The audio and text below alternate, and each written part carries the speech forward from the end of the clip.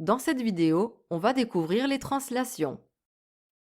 Transformer une figure par translation, c'est la faire glisser sans la tourner. Comme ça par exemple, j'ai fait glisser le chat sans le tourner, j'ai donc fait une translation. Ce glissement est défini par une direction, une longueur et un sens. Voici la direction de la translation que j'ai fait. J'ai glissé le chat selon cet axe. La longueur du glissement, c'est la distance entre la position de départ et la position d'arrivée.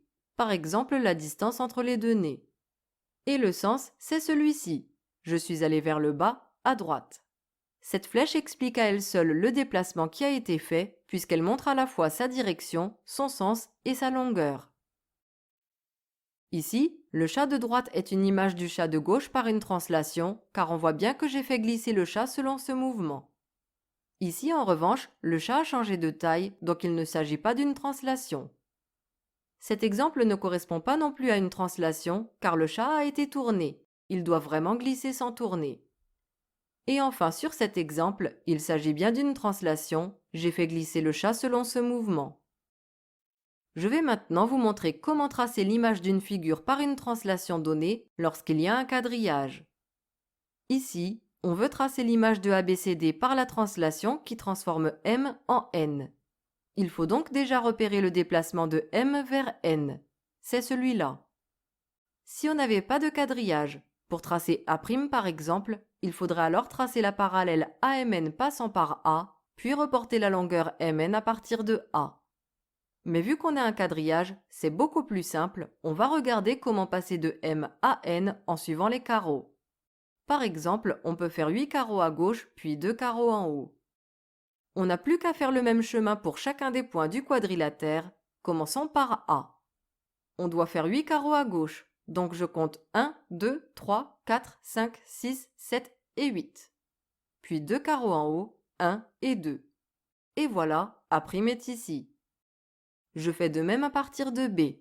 1, 2, 3, 4, 5, 6, 7 et 8 carreaux à gauche, puis 1 et 2 carreaux en haut. C'est B'. Et on fait de même pour trouver C', puis D'. Il reste à tracer la figure à la règle et c'est fini. Petite vérification rapide, les deux figures doivent être identiques, superposables. A', B', C', D' doit avoir la même tête que ABCD, elle ne doit pas avoir été transformée ou tournée. Ça a l'air bon.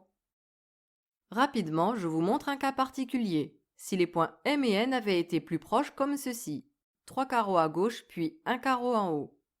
Alors on aurait eu A' ici, B' ici, C' ici et D' ici. Et en traçant la figure, on aurait constaté un chevauchement entre la figure de départ et son image. Ce n'est pas grave, ça arrive et il ne faut pas se laisser perturber par ce cas particulier. Il reste à voir un exercice où on vous demande de trouver dans un pavage les images de certaines pièces par des translations données. Quelle est l'image de la pièce 8 par la translation qui transforme la 4 en 12? Il faut d'abord repérer le mouvement de la translation, donc on va regarder comment on passe de la pièce 4 à la pièce 12. Par exemple en faisant 2 pièces à droite, puis une pièce en bas. On veut l'image de la pièce 8, donc on fait exactement le même chemin à partir de la 8. 2 pièces à droite, puis une en bas. On atterrit sur la 16, donc l'image de la pièce 8 par la translation qui transforme 4 en 12 est la pièce 16. Ensuite, quelle est l'image de la pièce 22 par la translation qui transforme 18 en 3? Pour passer de la pièce 18 à la pièce 3, il faut faire par exemple 2 pièces en haut, puis 3 pièces à gauche. On veut l'image de la pièce 22, donc on fait exactement le même chemin à partir de la 22, 2 pièces en haut, puis 3 à gauche.